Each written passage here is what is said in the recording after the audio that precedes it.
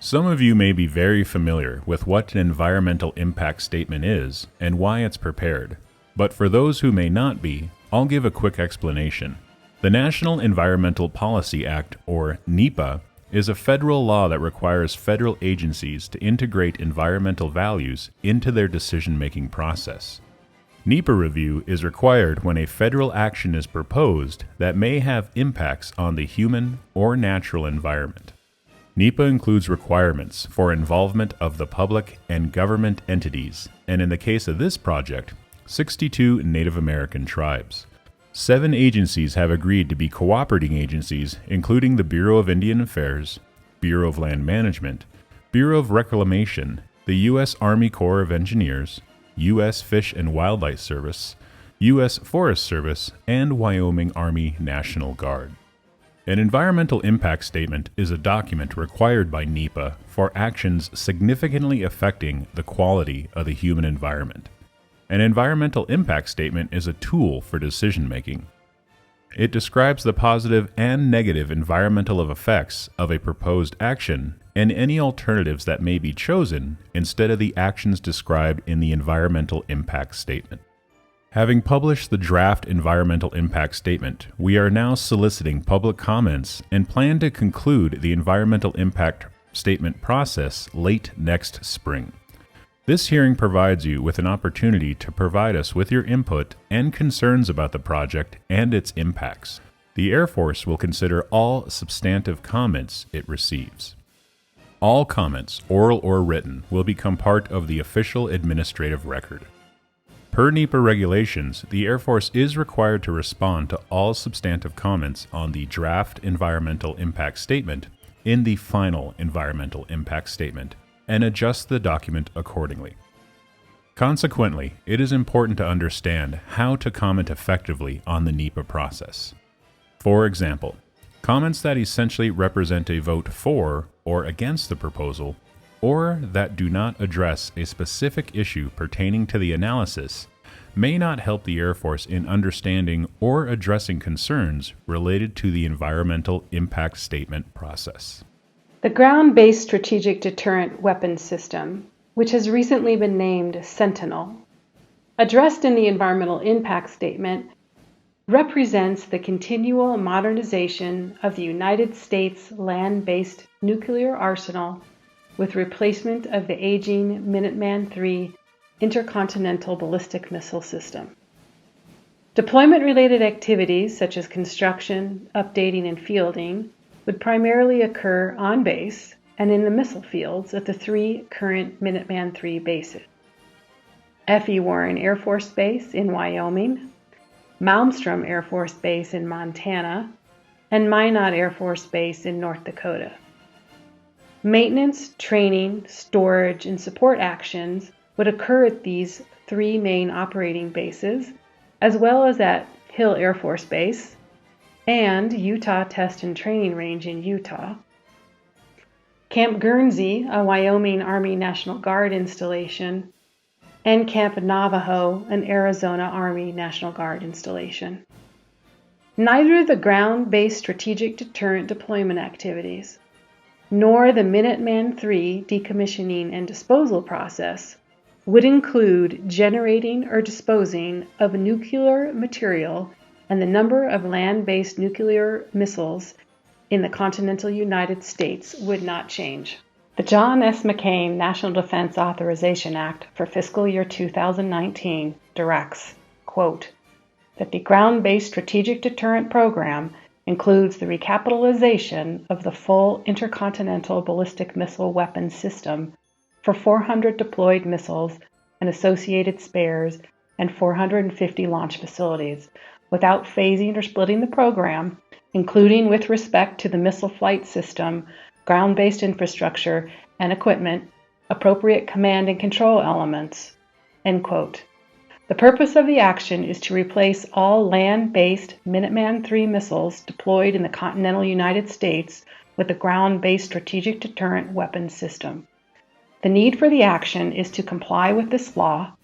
Implementing the action would ensure the United States continues to have effective, responsive, and resilient intercontinental ballistic missiles and associated infrastructure for the land-based leg of its nuclear triad, and the capacity and adaptability to manage and respond to shifting strategic defense conditions. The proposed action includes both on- and off-base construction, as well as the decommissioning and disposal of the aging Minuteman III intercontinental ballistic missiles. We will cover all of these items in detail. Activities on base would include construction and reconstruction of facilities, additional personnel, and missile maintenance and security operations at the main operating bases, as well as Hill Air Force Base, Camp Guernsey, and Utah Test and Training Range. It includes constructing nearly 50 operational, training, security, storage, and maintenance facilities and multiplexes throughout the installations to support the ground-based strategic deterrent program.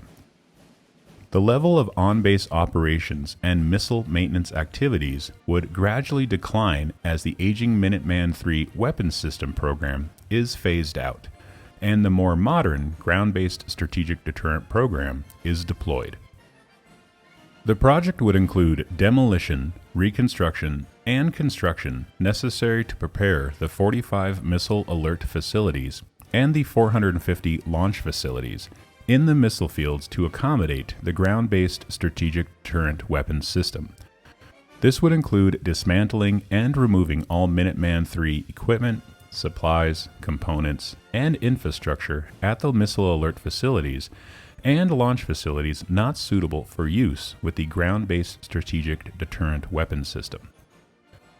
Construction at the missile alert facilities and launch facilities would be confined to areas within the existing property boundaries. However, a 1-acre temporary easement would be acquired to accommodate storage of construction materials and equipment for each site. Construction at the missile alert facilities and launch facilities would take 3 to 5 years at each installation. The proposed action includes establishing approximately 3,100 miles of new utility corridors to supplement the existing utility connections throughout the 3 missile fields in Colorado, Montana, Nebraska, North Dakota, and Wyoming. The Air Force would acquire temporary construction easements up to 100 feet in addition to 16-foot permanent easements to facilitate the installation, operation, and maintenance of the proposed utility corridors. There would be no above-ground permanent infrastructure within the easements. Constructing the new utility corridors would take 2 to 5 years at each of the main bases. The proposed action includes the potential to conduct activities within the 4,900 miles of existing utility corridors and easements throughout the missile fields. Activities would be similar to those that would occur within the proposed new utility corridors. They would be in alignment with existing easement grants in place and might include ingress, egress, construction, maintenance, and repair, replacement, and removal of utility lines, junction boxes, manholes, and other appurtenances as necessary. The Air Force would acquire temporary easements of up to 100 feet to supplement the existing easements during construction. Easements and ground-based strategic deterrent proposed utility corridors would be established within previously disturbed lands to the maximum extent possible using existing rights of way where feasible, and construction corridors would be typographically restored and reseeded after utility construction. Easements would be cleared and grubbed to provide access to the areas. Erosion control devices would be installed and maintained, and the utility lines would be installed. The Air Force would arrange for contractual real estate transactions with individual landowners who would be fully compensated for the acquired easements. In certain cases in which access is not provided by the property owner and the Air Force is unable to construct around a given property, the Air Force would exercise the right of eminent domain, i.e., the compulsory acquisition of private property for public use, to secure the necessary land access and property rights.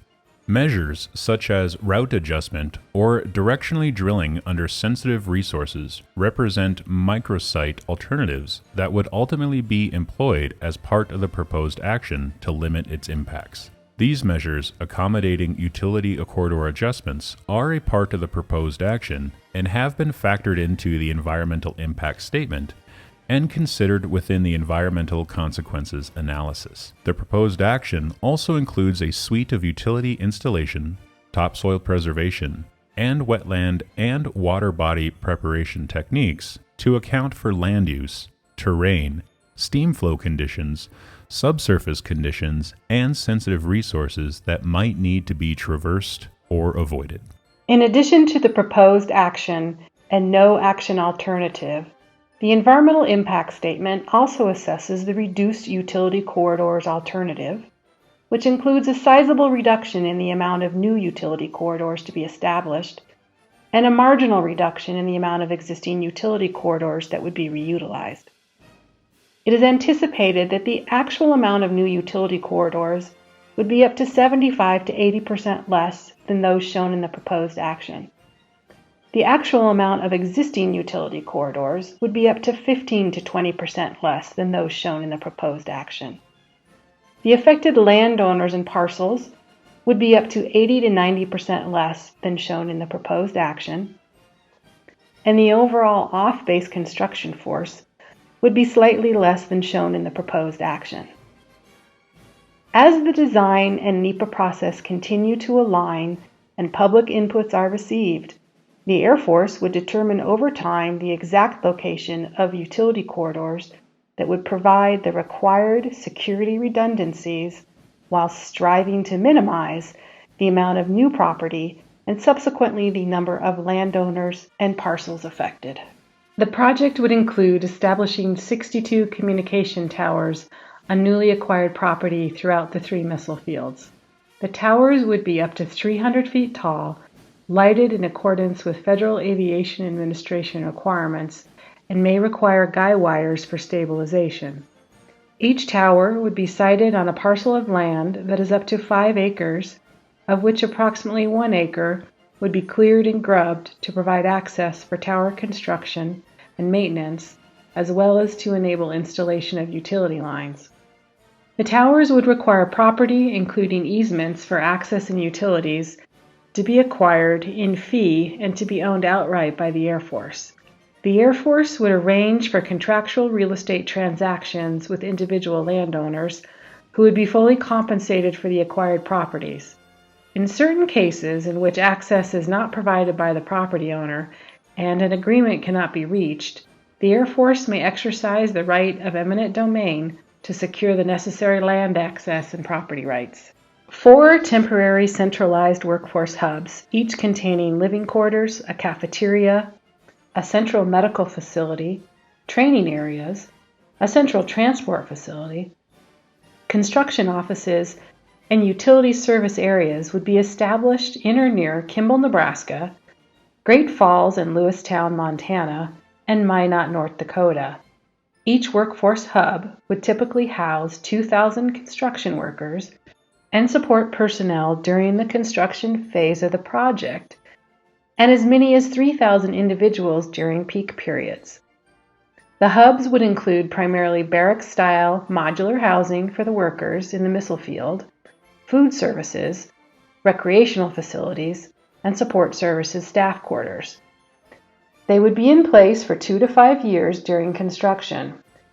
Siting criteria, along with reasonable mitigation measures, have been identified to reduce the impact to local communities at the selected sites for the hubs and laydown areas.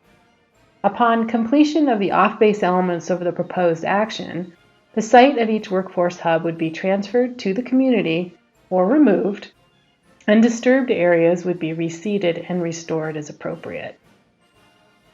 Temporary laydown areas would be established throughout the missile fields, strategically located near highways and other access roads, where possible, to minimize travel times to and from construction sites. Each temporary laydown area would be approximately 13 acres and contain a warehouse, main office, a satellite medical area, indoor controlled and outdoor material staging areas, a heavy equipment maintenance area, and light-duty equipment and demolition material staging areas. Each laydown area would be in place for 2 to 5 years during construction. MMIII missiles would be removed from launch facilities at a projected rate of 1 per week and transported to the installation for preparation for shipment to Hill Air Force Base, Utah Test and Training Range, Camp Navajo, or a contractor facility with standard safety and security measures in place. The shipping, handling, disassembly, storage, and disposal of intercontinental ballistic missile boosters and interstages have been routinely conducted by Air Force personnel following established protocol for approximately 60 years. The MMIII specific equipment removed from the missile alert facilities and launch facilities, as well as general support equipment located at the bases, would be returned to the operating base for the missile field or shipped to Hill Air Force Base for disposal. Equipment containing hazardous materials such as hydraulic fluids, refrigerants, and fuel would be drained of those materials prior to equipment disposal through established processes and approved waste streams. Decommissioning and disposal options for on-base MMIII support facilities range from being reused by other Air Force or Department of Defense programs to being destroyed or abandoned. In general, MMIII related components would not be reused at the existing facilities. On-base facilities not being used by the Ground-Based Strategic Deterrent Program would be returned to the operating base for future use by other tenants. The table you are viewing summarizes the anticipated overall effects resulting from implementation of the proposed action at all locations for each resource area assessed in the environmental impact statement. The effects of implementing the no-action alternative, not implementing ground-based strategic deterrent, are also presented. As a whole, the proposed action would likely result in significant adverse effects on cultural resources, public health and safety, socioeconomics and utilities and infrastructure. We will go into more detail about those particular resources shortly. For most resources, the project would have less than significant adverse effects.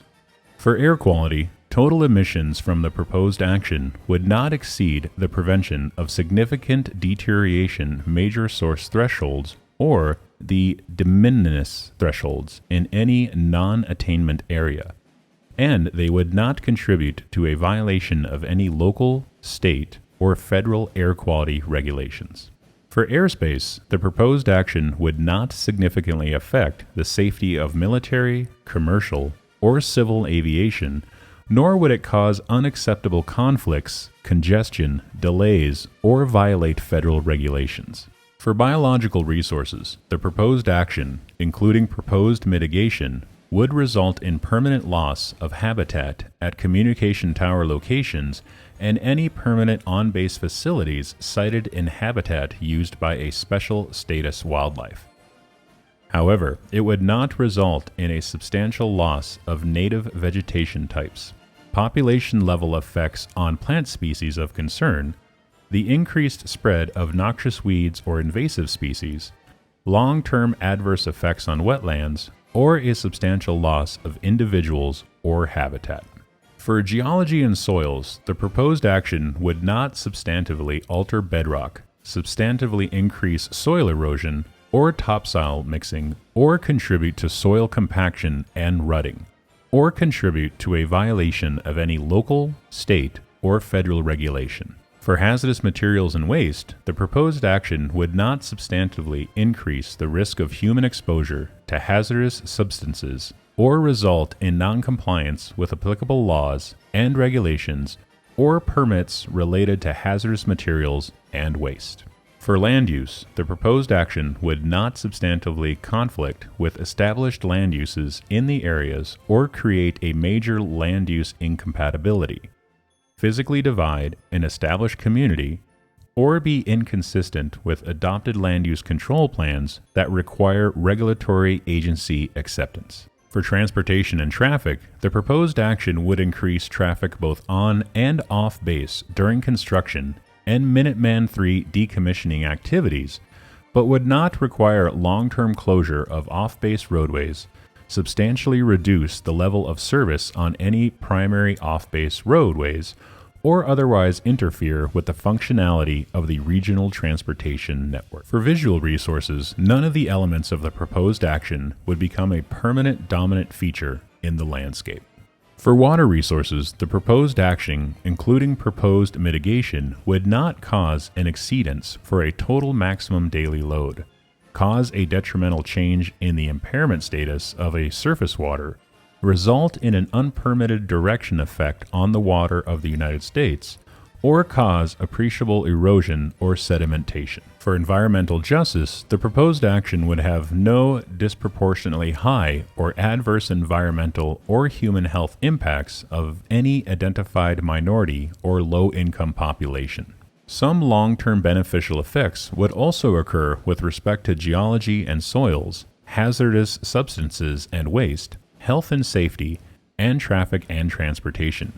These beneficial effects would be due to the decreased levels of maintenance the ground-based strategic deterrent system requires compared to the Minuteman III system. Under the no-action alternative, the Minuteman III would not be replaced by the ground-based strategic deterrent. The existing Minuteman III infrastructure would continue to be utilized with increasing levels of maintenance and repair until the system was no longer functional. No major infrastructure upgrades would be completed. Operational, maintenance, and development activities would continue to have ongoing less than significant or negligible intermittent effects on environmental resources on base and throughout the missile fields. Socioeconomic impacts would continue to be beneficial under the no-action alternative. Now we'll talk about the resources that the proposed action would be likely to have significant adverse effects on, and the efforts the Air Force is undertaking to reduce these effects. Both short-term and long-term significant effects would result to cultural resources, which include archaeological sites, historic resources, traditional tribal places, and historic architecture. Short-term effects would result from changes to the setting of resources. Long-term effects would occur from changes to setting, as well as direct physical damage to cultural resources from ground-disturbing activities, as well as elements of ground-based strategic deterrent construction, from decommissioning and disposal of the Minuteman III facilities, and from conversion of on-base launch facility trainers to the ground-based strategic deterrent system. Efforts to avoid or minimize adverse effects would include siting avoidance and design, monitoring during construction to address inadvertent discoveries, and training the workforce to respect and protect cultural resources they encounter. For long-term effects, mitigation would include recording and documenting resources, collecting information and their histories from our tribal partners and communities, and developing interpretive and educational materials for the public. In addition, the Air Force is currently developing a programmatic agreement with our heritage preservation partners that will describe the efforts to mitigate these adverse effects and commit the Air Force to implement them should the proposed action be selected. Despite efforts to coordinate with stakeholders to identify and mitigate cultural resource impacts, the Air Force recognizes that significant adverse impacts cannot in all cases be avoided. The proposed action would have short-term, less than significant adverse and long-term beneficial effects on the health and safety of workers and could have short-term significant adverse effects on public health and safety. Short-term significant adverse effects on public health and safety would be the result of the influx of the temporary workforce, which could increase crime and would put a strain on local medical, law enforcement, and firefighting resources if additional first responder personnel and associated facilities and vehicles were not added. The data used to assess public health and safety effects represents the upper bound of potential effects and does not yet factor in all mitigation measures being considered or that may be identified by the public. Long-term beneficial effects would also be expected as the new system requires less frequent maintenance than the current system and would reduce the frequency with which workers would be subjected to potential health and safety risks. The Air Force and its prime contractor are committed to limiting adverse impacts. The prime contractor has recognized the concerns communities have with an influx of temporary workers. To alleviate many of the concerns, they have chosen to build centralized workforce hubs in the missile fields to ensure that the workforce is together in a managed, purpose-built complex that would provide housing, dining, recreation, transportation, medical, and security services. Additional mitigation measures recommended to date by the Air Force include establishing a code of conduct to control and manage behavior in all proposed workforce hubs and project sites, implementing a zero-tolerance policy in which individuals convicted of any misdemeanor or felony other than minor traffic infractions risk losing their residency and/or employment status. Residents of the workforce hubs would stay at the hub when they are not at a work site, with controlled weekend bus trips to nearby towns. And at a minimum, all employment candidates would receive a background check and be subject to random and for-cause drug and alcohol testing. The Air Force is fully committed to continuing its positive partnerships with communities affected by its activities and will continue to seek additional opportunities to further reduce adverse effects with community partners as we finalize the environmental impact statement. The primary socioeconomic impact from the proposed action would be to stimulate the economy through job and income creation, resulting in significant beneficial economic effects. The construction investment expected is approximately $2.6 billion for F.E. Warren, $2.8 billion for Maelstrom, and $3.3 billion for Minot. However, the proposed action would also have short-term significant adverse effects on socioeconomics. The federal government spending would generate employment and would be expected to increase the population because of job seekers looking for work directly or indirectly related to the proposed action. These gains would be significant because they would exceed historical annual average changes in some communities and create a strain on public schools. Although the Air Force has a goal of filling an estimated 20% of jobs using local workers, the proposed action would attract unaccompanied construction workers from outside the region, and the Air Force's prime contractor would build workforce hubs to accommodate this. These measures would reduce the number of workers with dependents relocating to the region. The Air Force and its prime contractor would coordinate with local employment agencies, housing and planning departments, and school districts to prepare for and plan for these changes. The proposed siting of workforce hubs in the communities of Kimball, Nebraska, and Lewistown, Montana, would result in short-term significant adverse effects on local utilities during the years that workforce hubs are manned and occupied.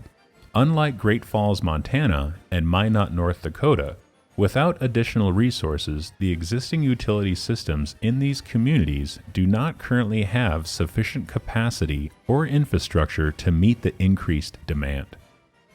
To reduce impacts, the prime contractor is exploring options to make the workforce hubs self-supporting where possible. The Air Force and prime contractor will continue to work together with the communities and local utility providers to mitigate these effects and reduce the impact on the communities. The table you are viewing summarizes the anticipated overall effects resulting from the implementation of the Reduced Utility Corridors alternative. You'll note that it looks identical to the effects table for the proposed action.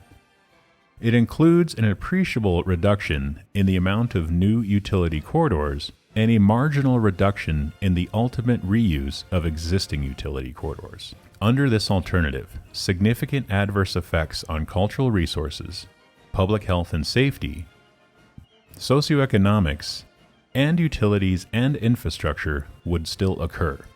There would be less overall potential to adversely affect sensitive cultural resources, biological resources, geology and soils, water resources, land use, traffic and transportation, and air quality due to less total ground disturbance.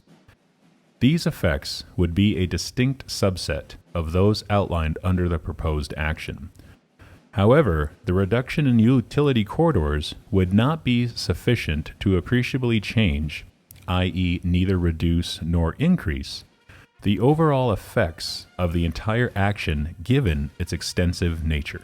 The adverse effects we've just talked about predict potential impacts and effects that the Air Force, as lead federal agency for the action, will work to ensure are mitigated to reduce impacts to the extent possible. Mitigation means measures that avoid, minimize, or compensate for effects or impacts caused by an action, in this case the Ground-Based Strategic Deterrent Program. The Air Force has identified mitigation measures required under existing plans, regulations, and guidelines, as well as project-specific measures to reduce or eliminate adverse effects of the proposed action.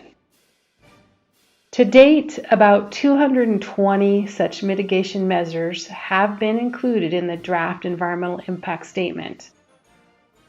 Notably, mitigation measures proposed by the Air Force have reduced effects on biological and water resources to less than significant, such as using directional drilling where feasible to install utility lines beneath streams, wetlands, riparian areas, and other sensitive resources, or reroute or microsite the project element to avoid the sensitive resources, in addition to many others.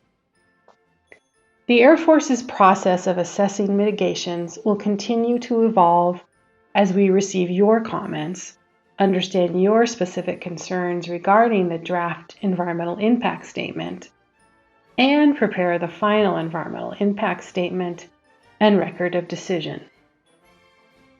A separate mitigation plan that details the specific and legally binding mitigation measures is being prepared to accompany the Air Force's Ground-Based Strategic Deterrent decision.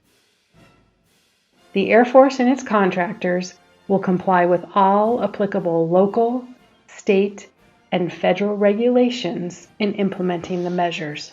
We've spent a lot of time talking about the proposed Ground-Based Strategic Deterrent project and findings of the environmental impact statement. We are currently in the public comment period for the draft environmental impact statement and request that public comments be submitted or postmarked no later than August 15th of this year to ensure they can be fully considered in the final environmental impact statement. The Air Force will review your comments and then develop the final environmental impact statement, having the benefit of your input. We anticipate the final environmental impact statement being issued in the spring of 2023 and a record of decision around May of next year. Thank you for your time, interest, and input to this critical project for our nation's security.